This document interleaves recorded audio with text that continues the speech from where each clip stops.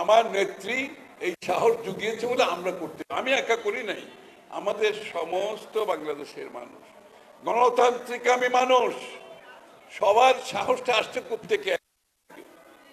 নেত্রী বেগম খালেদা জিয়া আপসহীন নেত্রী, একজন মহিলা গৃহবধূ, উনি কোনো পলিটিক্যাল ক্যারিয়ার নাই ওনার, মানুষের তাগিদে, গণতন্ত্রের তাগিদে, আমাদের অধিকারের তাগিদে রাস্তায় নেমে এসেছিল একজন গৃহবধূ।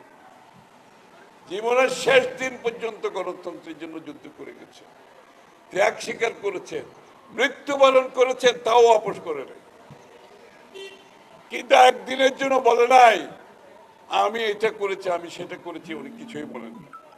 একদিনের জন্য বলেন নাই ওনার প্রতি কি অবিচার করেছেন, উনি কিন্তু বলেন নাই। ওনার উপর কি নিপীড়ন করেছেন, উনি কিন্তু মুখ খোলেন নাই।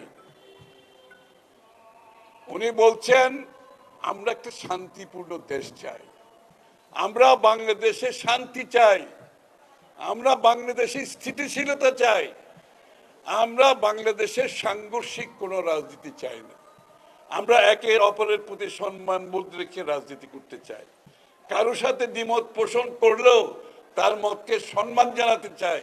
তাই উনি মুখ খোলেন নাই, উনি কিছুই বলেন নাই।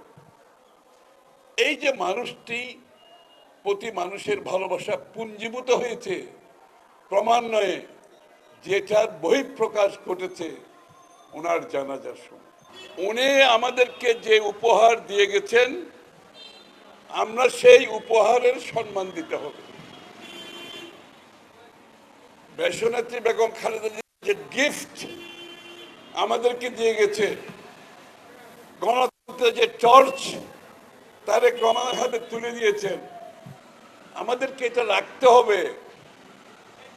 এটা রাজনীতির জন্য না, বাংলাদেশে একটি সুষ্ঠু রাজনৈতিক পরিবেশ সৃষ্টি করার জন্য এটা দরকার আছে, বাংলাদেশের স্থিতিশীলতার জন্য দরকার আছে, বাংলাদেশের পরস্পর সহানুভূতি সম্মানের জন্য এটা দরকার আছে।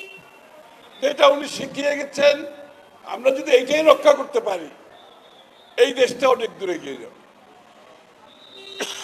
আমি রাজনীতির বাইরে বলছি এই কথাটা।